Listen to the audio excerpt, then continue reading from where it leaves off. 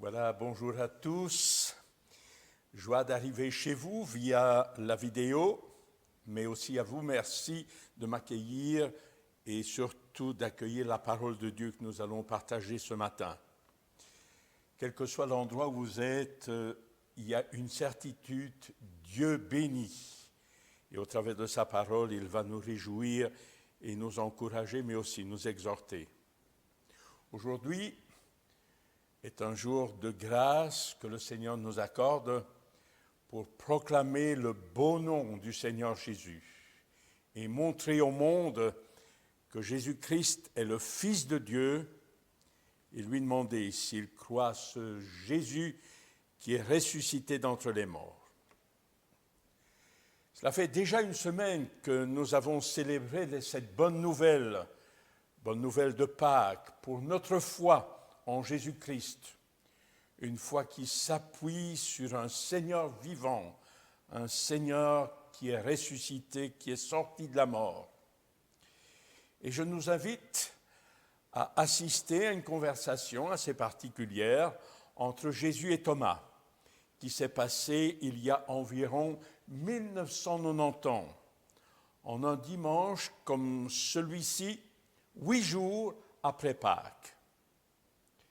Thomas. On colle sur son dos un adjectif, l'incrédule.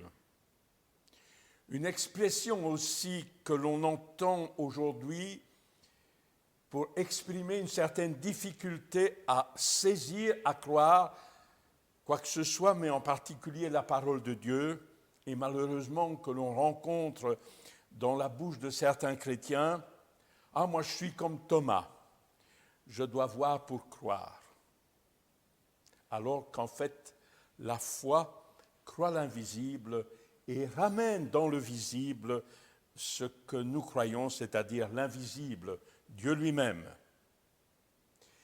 Et je me suis interrogé, est-ce que Thomas serait le seul à avoir des difficultés à croire? Je pense que non.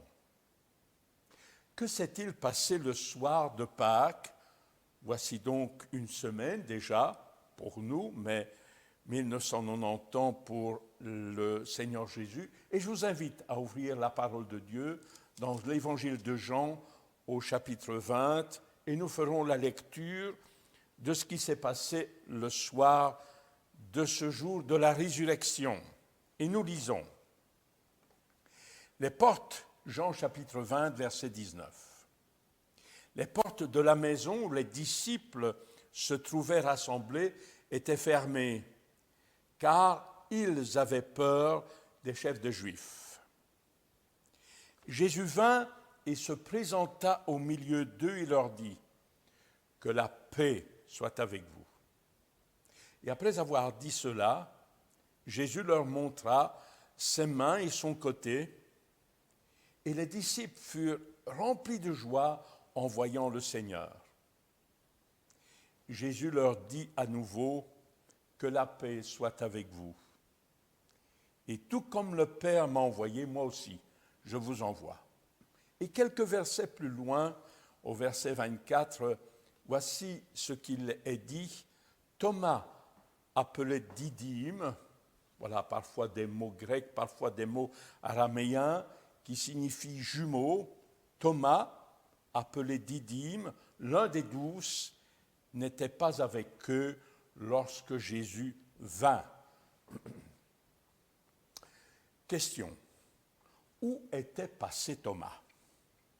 Les évangiles se taisent, ne disent rien, bien que les versets suivants laissent supposer que les disciples savaient où Thomas se trouvait, ou tout au moins l'avaient-ils rencontré durant la semaine qui s'est écoulée entre les deux dimanches.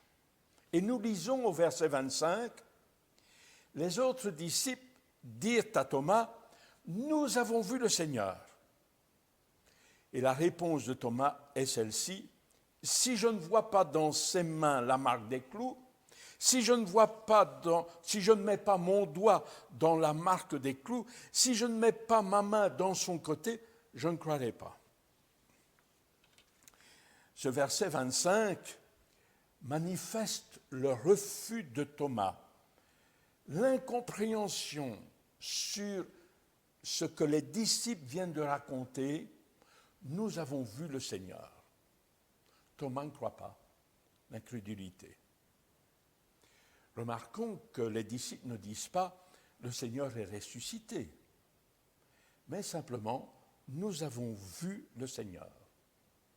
De tels propos se retrouvent aussi dans la bouche de Marie de Magdala au matin de ce jour de Pâques, de ce jour de la résurrection du Seigneur Jésus, lorsqu'elle s'adresse aux disciples « j'ai vu le Seigneur ». En relisant l'évangile de Jean, le verbe « voir » est souvent utilisé, et en particulier dans cet évangile, on peut lire, je cite quelques versets, mais cela fait partie d'un autre sujet intéressant. Jean chapitre 1er, verset 14, la parole s'est faite chair, elle a habité parmi nous pleine de grâce et de vérité, et nous avons vu, contemplé sa gloire, une gloire comme celle du Fils unique venu du Père. Verset 18. Personne n'a jamais vu Dieu, mais le Fils unique, qui est dans le sein du Père, nous l'a révélé. Au chapitre 14, pour abréger, celui qui a vu le Père, comme tu le dis, c'est moi qui l'ai révélé. Et voilà, vous me voyez et vous voyez le Père. Et on pourra ainsi étendre le nombre de fois dans cet évangile où le verbe « voir » a été utilisé. Revenons donc à notre histoire de la rencontre de Jésus avec Thomas. Les disciples disent à Thomas « Nous avons vu le Seigneur ». Une affirmation dans la bouche des disciples qui est pleine de joie, pleine d'espérance, pleine de consolation. Le Seigneur est vivant. Il était devant nous. La mort ne l'a pas retenu. Le tombeau a été ouvert et le Seigneur est sorti vainqueur de la mort. Mais Thomas reste sceptique face à cette déclaration, face à ce récit, à cette bonne nouvelle. Et il annonce lui-même, Thomas, sa méthode à lui pour croire. Il a besoin de voir, il a besoin lui-même de toucher, il a besoin lui-même de constater les faits. C'est comme si Thomas disait « Je ne fais confiance qu'à moi-même, je ne fais confiance qu'à mes doigts, je ne fais confiance qu'à mes mains, qu'à mes yeux. Je veux vérifier vos propos. » Est-ce bien ce Jésus que nous avons vu crucifié, qui est sorti de la mort, qui est maintenant vivant? Ce n'est pas un autre. Et je vous invite à lire la suite de ce récit, toujours dans l'évangile de Jean au chapitre 20, et nous lisons à partir du verset 26. 8 jours après Pâques, après la résurrection, pour nous, au XXIe siècle, ce dimanche, 8 jours après, les disciples de Jésus étaient à nouveau dans la maison et Thomas se trouvait avec eux. Jésus vint, les portes étaient fermées, Jésus se présenta au milieu d'eux et leur dit « La paix soit avec vous ». Puis il dit à Thomas « Avance ici ton doigt, regarde mes mains, avance aussi ta main et mets-la dans mon côté. Ne sois pas incrédule, mais crois. » Et Thomas lui répondit « Mon Seigneur et mon Dieu. » Et Jésus lui dit « Parce que tu m'as vu, tu as cru. Heureux ceux qui n'ont pas vu et qui ont cru. » Arrêtons là la lecture.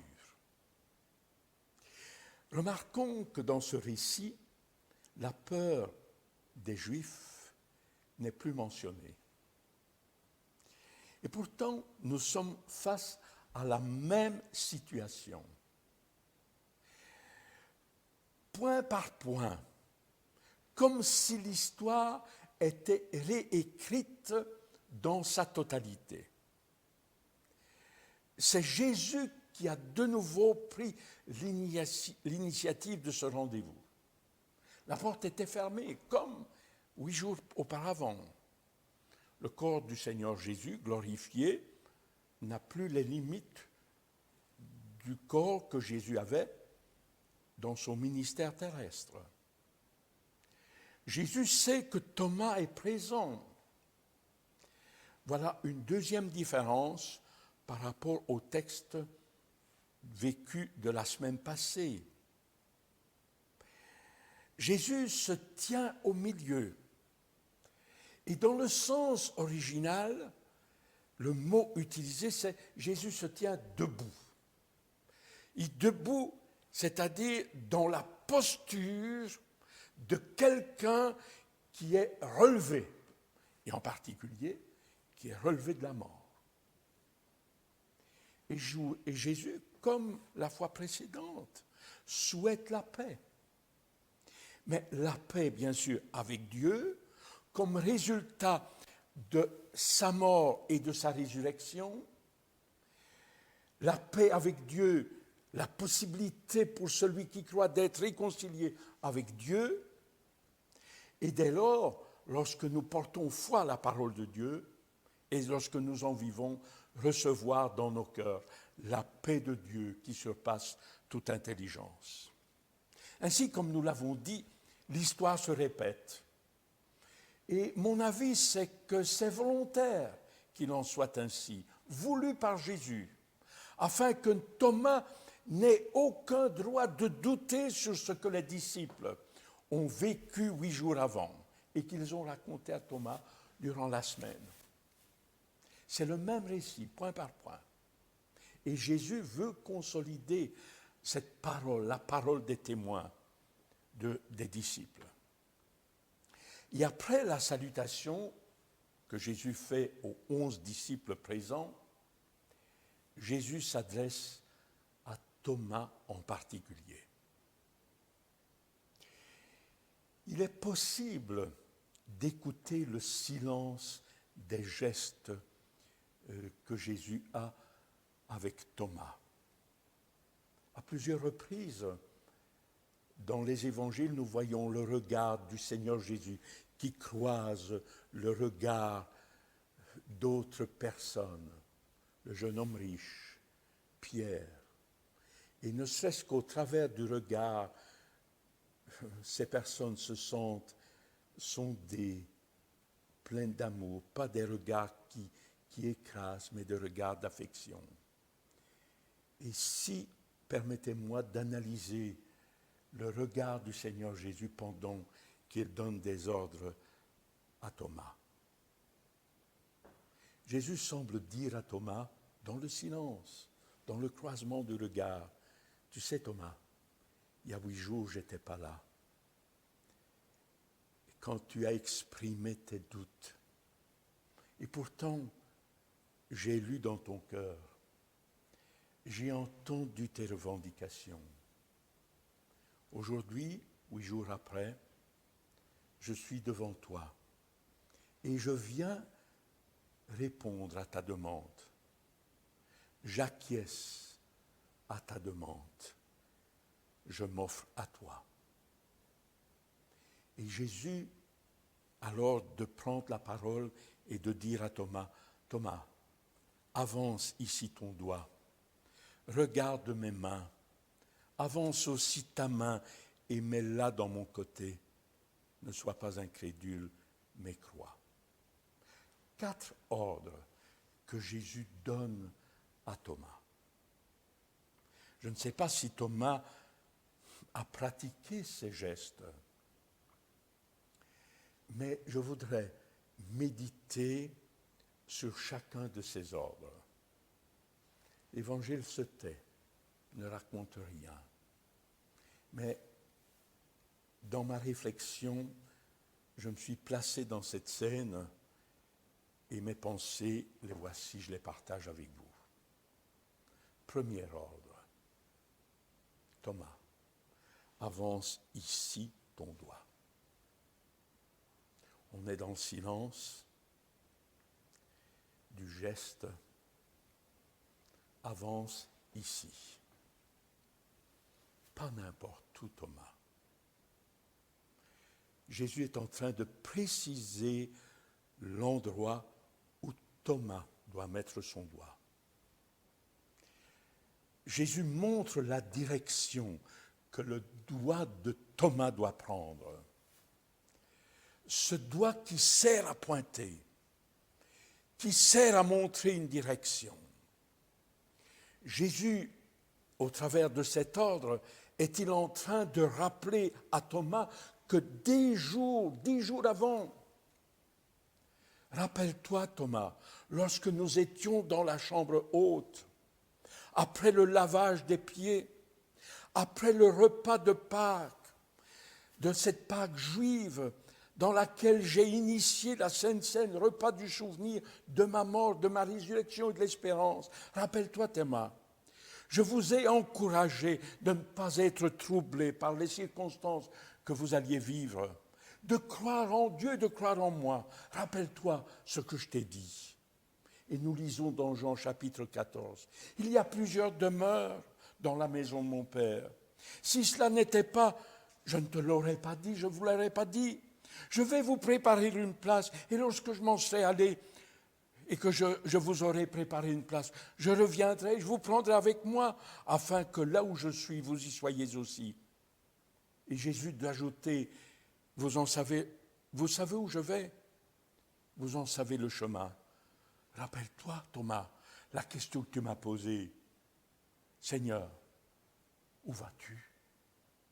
Comment pouvons-nous connaître le chemin? Rappelle-toi, Thomas, je t'ai dit, je suis le chemin, la vérité, la vie. Nul ne vient au Père que par moi. Thomas, avance ici ton doigt, pas ailleurs, avance-le sur moi. Montre aussi aux autres que je suis le seul chemin qui conduit au Père, que je suis le seul chemin qui conduit à la maison du Père. Montre aux autres que je suis le seul intermédiaire entre Dieu et les hommes. Montre-le. C'est là, Thomas, que ton doigt doit être. Deuxième ordre, après avance ici ton doigt. Regarde mes mains. Regarde. Ouvre tes yeux, Thomas. Ouvre tes yeux sur mes mains. Rappelle-toi que mes mains ont constamment béni. Rappelle-toi combien de fois mes mains ont été tendues pour relever l'indigent, pour relever celui qui était découragé, pour relever un enfant qui était mort, pour guérir un lépreux, pour guérir un homme qui avait la main sèche, pour soulever, pour redresser, mettre sur les pieds un paralytique. J'étais, moi, la main du Père, lorsqu'il prononce dans Isaïe 65, j'ai constamment tendu mes mains tous les jours vers un peuple rebelle. Rappelle-toi de cela, Thomas. Un peuple qui marche dans une voie égarée. Rappelle-toi que moi, je suis la main du Père. Regarde mes mains qui ont tant béni. Elles portent maintenant les marques des clous que les hommes ont plantés dans ses mains pour m'empêcher de bénir. Mais ils n'y parviennent pas. Les hommes ont essayé de m'arrêter. Mais déjà sur la croix, alors que mes mains étaient clouées, ma bénédiction était réclamée auprès du Père. Père, pardonne-leur. Ils ne savent pas ce qu'ils font. Regarde Thomas, mes mains portent les marques des clous. C'est moi, Thomas, qui ai été crucifié. Thomas, mon désir est de te bénir. Et quand nous contemplons les marques de l'amour de Christ pour moi, pour nous, nous entendons sa voix. Je veux te bénir. Troisième ordre. Avance aussi ta main et mets-la dans mon côté. Thomas, regarde ce côté. C'est celui de mon cœur. Il a été transpercé par un coup de lance. Rappelle-toi que c'est par amour que je me suis livré volontairement à la mort. Une mort que je ne méritais pas, dit Jésus. Mais j'ai pris ta place parce que je savais que tu allais douter de moi. J'ai pris la place de tous les hommes dans leur rébellion contre moi, qui est un péché, afin que quiconque croit au Fils de Dieu, mort et ressuscité, soit sauvé pour l'éternité. Rappelle-toi, Thomas, que de ce côté percé est sorti, Jean chapitre 19, du sang et de l'eau. Avance ton doigt, Thomas, dans cette plaie ensanglantée et pense jusqu'où je t'ai aimé, toi et tous les hommes. Comprends-tu cet amour? Comprends-tu ce sang qui est versé? Un sang qui purifie de tout péché, qui est le sang du rachat, de la rédemption, le sang du pardon, le sang d'une alliance nouvelle et éternelle, dans laquelle, toi, tu peux rentrer, Thomas, si tu crois en moi. Sache qu'il est sorti de ce côté percé aussi de l'eau. Et l'eau est un symbole du Saint-Esprit. Rappelle-toi, Thomas, que dans cette chambre haute, je t'ai aussi parlé qu'il était avantageux que je m'en aille pour que le Saint-Esprit vienne et parle de moi. Avance ton doigt, ta main, Thomas, et saisis la grâce qui t'est donnée. C'est bien moi, Thomas. J'ai été mort, mais je suis vivant et je suis maintenant debout devant toi, relevé de la mort et vivant pour l'éternité. Regarde-moi, Thomas. Je suis celui qui a été crucifié. On ne sait pas si Thomas a pratiqué les gestes que le Seigneur a posés, a demandés. Mais il est clair, comme pour moi, comme pour chaque Thomas du XXIe siècle et de ce jour, 11 avril 2021, il est clair que pour chaque Thomas, ces paroles doivent suffire pour nous amener à la foi. Ne sois pas incrédule, Thomas. Ne sois pas incrédule, Thomas d'aujourd'hui, mais crois. Littéralement, les verbes utilisés ne deviens pas incrédule, n'ajoute pas du doute à ma parole, mais crois celle-ci. Cultive en toi cette attitude de cœur, d'entendre, de recevoir ma parole, et aussi celle des témoins.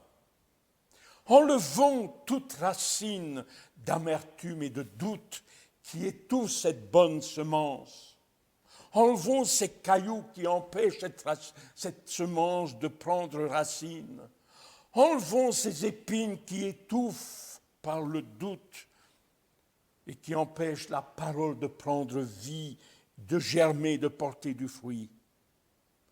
Thomas d'aujourd'hui, arrête de mettre des conditions pour croire. Pourquoi as-tu tant de difficultés à croire le récit des disciples? Tu viens de revivre la même situation. En lisant cela et en méditant sur ces ordres, je me suis rendu compte que bien souvent, nous ressemblons à Thomas. Notre foi doit se nourrir de la parole de Dieu et de ce que les témoins oculaires de la résurrection du Seigneur Jésus ont vécu et raconté dans les évangiles. Aujourd'hui, toute la parole de Dieu n'est plus comprise. Toute la parole de Dieu est mise en doute. Et pourtant, l'apôtre Paul écrivant aux Romains disait « La foi vient de ce que l'on entend, et ce que l'on entend vient de la parole de Christ. » Lisons, rappelons et lisons dans nos pensées les plaies de l'amour du Seigneur Jésus, laissées par les hommes. C'est alors que pour Thomas, d'il y a 2000 ans, le cri jaillit du fond de son cœur, « Mon Seigneur et mon Dieu, mon Seigneur et mon Dieu, Adonai, Seigneur, Elohim, Dieu », ces deux mots qui existent depuis le début de la création dans l'Ancien Testament pour nous parler de Dieu. Et Thomas, en utilisant ces deux mots, mon Seigneur et mon Dieu, risque gros pour sa vie. N'est-ce pas pour cela que les Juifs ont décidé que Jésus blasphémait contre Dieu lorsqu'il s'est déclaré étant le Fils de Dieu? Mais dans cette confession, Thomas montre toute la plénitude divine du Seigneur Jésus, dont Paul a parlé en disant que Christ est le Dieu béni éternellement. Colossiens chapitre 1er verset 19, en lui, en Christ, dans cet homme Christ Jésus, toute la plénitude de Dieu s'est plu à habiter. Colossiens chapitre 2 verset 9, car en lui habite la plénitude de la déité corporellement. Cette confession, bien-aimée, elle rejoint le premier verset de l'évangile de Jean. Jean chapitre 1er verset 1. Au commencement était la parole, le verbe, l'action, et la parole était avec Dieu, et elle était Dieu.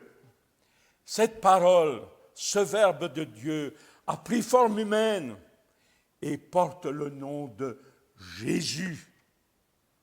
Entre ces deux versets, le début de l'évangile de Jean et la confession de Thomas, mon Seigneur et mon Dieu, nous pouvons lire l'humanité parfaite du Fils éternel de Dieu qui révèle le Père. Les versets suivants nous le rappellent, et je continue, Jean chapitre 20 et au verset 30.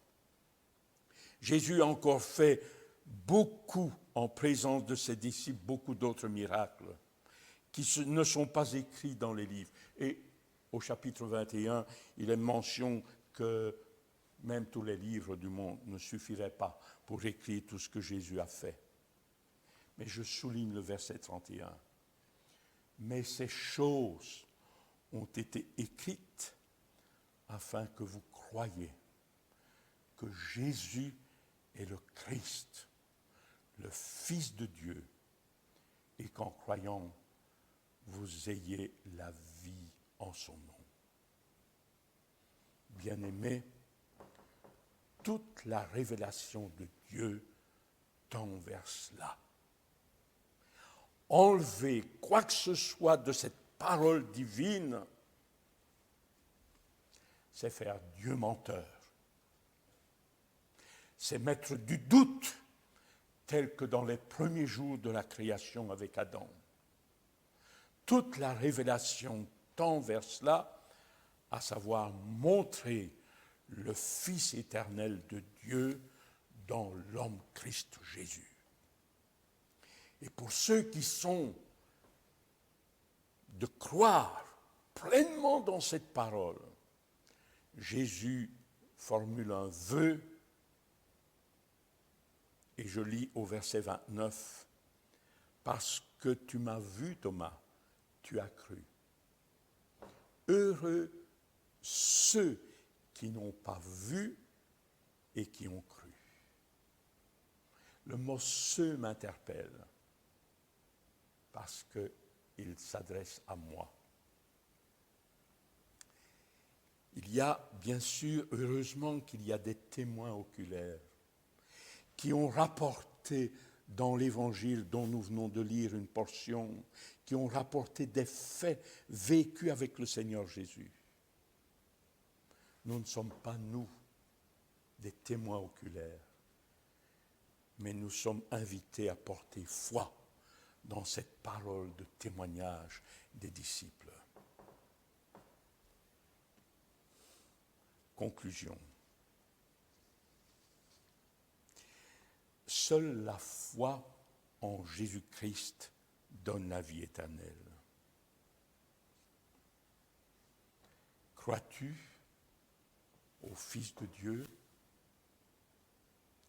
Crois-tu que Jésus est venu pour prendre ta place sur la croix et mourir à ta place? Crois-tu que Jésus, Fils de Dieu éternel, homme et Dieu, mais en tant qu'homme, est mort pour toi, a subi le châtiment, mais qu'il est ressuscité? Crois-tu à cette parole entière, pleine de Genèse à l'Apocalypse?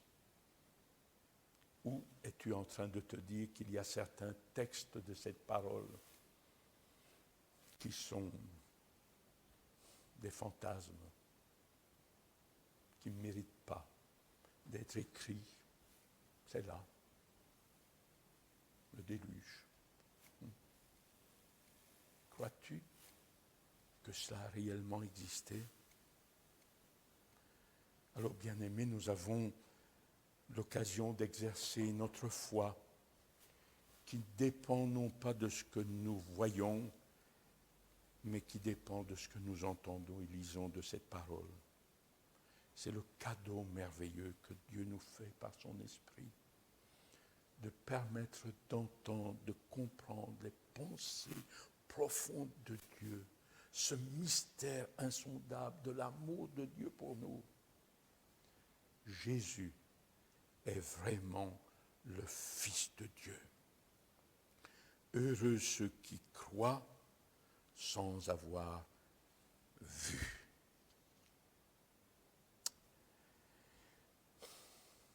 J'ajoute une petite pensée. Dans ces temps difficiles, chacun, puisque nous sommes privés de nous rassembler, chacun essaie de mille et une manières de combler ce vide en allant sur Internet, écouter des chants, et je suis le premier concerné par ce qui est édité chaque jour, de visionner des films, parfois romancés pour joindre deux morceaux de circonstances, d'écouter des prédications. Et je suis étonné que nous ne vérifions pas dans la parole de Dieu si ce que nous avons entendu et vu est conforme à celle-ci. Alors, loin de moi de dire que ce n'est pas bon, hein. Tous ces supports sont utiles, précieux, mais bien aimés, ils ne remplaceront jamais la parole de Dieu. Jamais. Tel est le vœu que le Seigneur formule pour chacun de nous. Crois au Fils de Dieu. L'apôtre Pierre disait ceci dans sa première épître. Vous aimez le Seigneur sans l'avoir vu. Vous croyez en lui sans le voir encore. Et vous vous réjouissez d'une joie indescriptible et glorieuse, parce que vous obtenez le salut de votre âme pour prix de votre foi. Et comme le Seigneur nous parle au travers de sa parole du récit que ceux qui ont été les témoins oculaires de sa résurrection, nous devons saisir le témoignage de ses bien-aimés et en être porteurs dans ce monde. Et je termine par l'épître de Jean. Voilà ce qu'il dit, 1 Jean, chapitre 1er, et au verset 1, qui rejoint le premier verset de son évangile. Au commencement était la parole. Nous avons vu. Et ce que nous avons dit de la confession de Thomas. Et voilà ce qu'il nous est dit dans Jean. Ce qui était dès le commencement, ce que nous avons entendu, ce que nous avons vu de nos yeux, ce que nous avons contemplé, que nos mains ont touché concernant cette parole de vie. Jésus, Fils de Dieu. Car la vie a été manifestée. Nous l'avons vu, disent les disciples. Nous lui avons rendu témoignage. Et nous vous annonçons la vie éternelle qui était auprès du Père et qui nous a été manifestée. Ce que nous avons vu et entendu, nous vous l'annonçons, à vous aussi, afin que vous aussi vous soyez en communion avec nous. Or, notre communion est avec le Père et avec son Fils, Jésus-Christ. Et nous vous écrivons cela afin que votre joie soit parfaite. Nous prions. Oh Seigneur, merci pour ta parole. Merci pour les enseignements, les encouragements qu'elle nous donne. Et nous sommes là, Seigneur, pour confesser que de foi dans nos vies, dans les pas que nous posons, nous ressemblons tellement à ce Thomas. Nous doutons tellement de ta présence, nous doutons tellement de ton action, nous doutons tellement en regardant le monde vers où il va, que tu es le maître, que tu diriges toutes choses selon ta préscience. Pardonne-nous, Seigneur, et donne-nous des cœurs réceptifs à ta parole.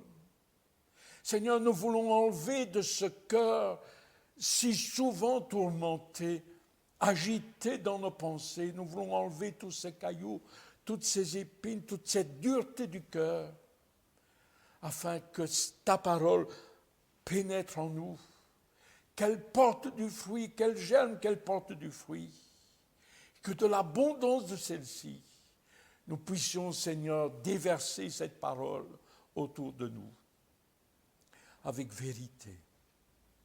Seigneur, fais-nous du bien, que ta bénédiction repose sur nous. Et en terminant, Seigneur, cette prière, nous disons comme les disciples autrefois, Seigneur, augmente-nous la foi pour la gloire de ton nom.